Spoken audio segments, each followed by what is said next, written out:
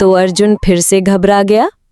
माधव, अगर सब कुछ आपकी इच्छा से ही होता है तो फिर हम ये सब क्यों कर रहे हैं? अगर हर जीव को वही मिलेगा जो उसकी किस्मत में लिखा है, तो फिर कर्म को आप इतना महत्व क्यों देते हैं? अगर सब कुछ पूर्व नियोजित है तो फिर जीने का उद्देश्य ही क्या है? अर्जुन, तू अकेला नहीं है जो इस प्रश्न से जूझ रहा है। एक बार कर्ण ने भी मुझसे यही प्रश्न किया था अपने अंतिम क्षणों में। जब वो युद्ध भूमि में घायल पड़ा था, शरीर खून से लथपथ था, जीवन की डोर टूट रही थी, तब मैं उसके पास गया और उसके मन का बोझ हल्का करने का प्रयास किया। कर्ण ने मुझसे कहा, हे कृष्ण, मैंने जीवन भर धर्म का पालन किया, सत्य पर चला, लेकिन मुझे केवल सूतपुत्र कहकर ठुकरा दिया गया। क्या सब कुछ पहले से तय था? क्या मेरी सारी कोशिशें व्यर्थ थीं? मैंने उत्तर दिया, कर्ण, तुमने बहुत कुछ किया, लेकिन जिस दिशा में किया वो सही नहीं थी। तुमने धर्म को जाना, लेकिन अधर्म का साथ दिया।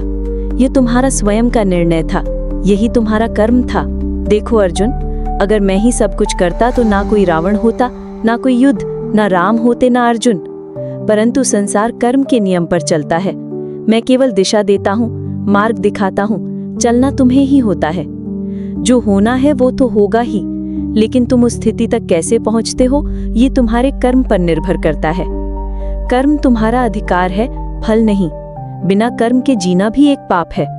जीवन को सार्थक वही बनाता है जो कर्म करता है, न कि वो जो हाथ पर हाथ रखकर केवल भाग्य को कोसता है। अब समझ आया अर्जुन? अच्छा, अब चलो, यहाँ क्या बैठे हो? आज तुम्हारा फिर से इंटरव्यू है ना? चलो चलो जल्दी करो, नहीं तो फिर से लेट हो जाओगे और फिर से अपने नसीब को कोसोगे।